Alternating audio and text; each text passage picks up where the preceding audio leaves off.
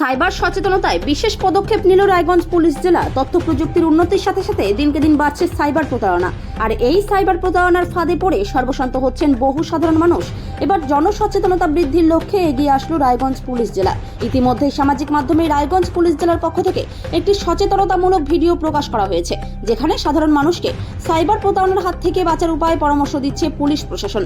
রায়গঞ্জের কর্ণজোড়ায় অবস্থিত জেলা আরক্ষাধীক্ষকের করণে এক সাংবাদিক সম্মেলন করে একথা জানান পুলিশ জেলার অতিরিক্ত পুলিশ সুপার কুন্তল বন্দ্যোপাধ্যায়। তিনি জানান, বিগত বছরে প্রায় ৩৫ লক্ষ টাকা প্রতারিতদের ফেরত দেয় সাইবার ক্রাইম থানা।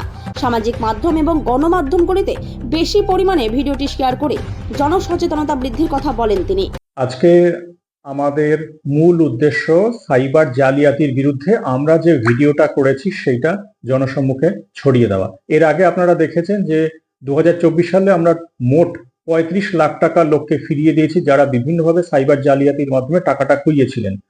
গত সপ্তাহে আমরা প্রায় ৮ লাখ টাকা ফিরিয়ে দিয়েছি, তাদের মধ্যে টোটাল ৮ জন ছিলেন।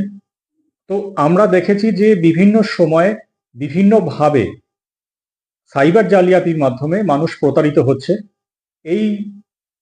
এই বিষয়টাকে বন্ধ করার জন্য আমরা একটা ছোট ভিডিও, রায়গঞ্জ জেলা পুলিশের তরফ থেকে আমরা একটা ছোট ভিডিও আমরা বানিয়েছি। এই ভিডিওটা আমরা চাইছি যে যত বেশি করে সম্ভব মানুষের মধ্যে ছড়িয়ে দেওয়া।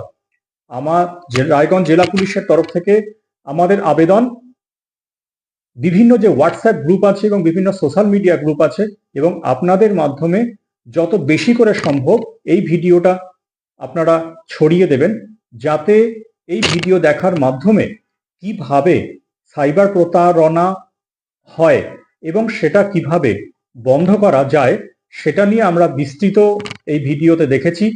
এরপরেও যদি কারোর কোনো বিষয়ে সমস্যা থাকে বা ভিডিও বুঝতে অসুবিধা হয় বা সাইবার জালিয়াতির কোনো কল বা কোনো হোয়াটসঅ্যাপ মেসেজ বা অন্য যে কোনো রকম বিষয় যদি তাদের গোচরে আসে, তারা জেলা পুলিশের যে সাইবার ক্রাইম থানা আছে সেই থানায় তারা যোগাযোগ করতে পারে, আসতে পারে তারা, এবং তার জন্য নির্দিষ্ট ফোন নাম্বার রয়েছে। সেই ফোন নম্বর আপনাদের মাধ্যমে আমরা দিয়ে দেব। সেই ফোনে কল করলে পরে আমরা তাদের যথাসম্ভব তাদের সচেতনতামূলক কি করতে হবে না সেটাও আমরা জানিয়ে দেব। লাস্টলি আমি এটাই বলবো যে এই ভিডিওটা আপনারা যতদূর সম্ভব নিজেদের মধ্যে ছড়িয়ে দিন, যাতে মানুষের সচেতনতা আরো সাইবার জালিয়াতির বিরুদ্ধে বৃদ্ধি পায়।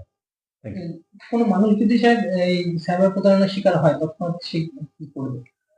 সাইবার প্রতারণার শিকার হলে পরে অবিলম্বে তারা সাইবার ক্রাইম থানা, যেটা আমাদের কর্ণজোড়া পুলিশ লাইনের মধ্যে সাইবার ক্রাইম থানা আছে, সেই থানায় অবিলম্বে চলে আসুক, এবং আমাদের যে কন্ট্রোল রুমের নাম্বার আছে সেই কন্ট্রোল রুমের নাম্বারে ফোন করলে পরে আমরা তাদের সাথে যোগাযোগ করে নেব। কিন্তু এই বিষয়ে কিন্তু খুব দ্রুত তারা কিন্তু পদক্ষেপ নিতে হবে, না হলে একটা নির্দিষ্ট সময়ের পরে সেই টাকাটা যেটা তারা খুইয়েছেন সেই টাকাটা আমাদের ফিরিয়ে দিতে সমস্যা হয়।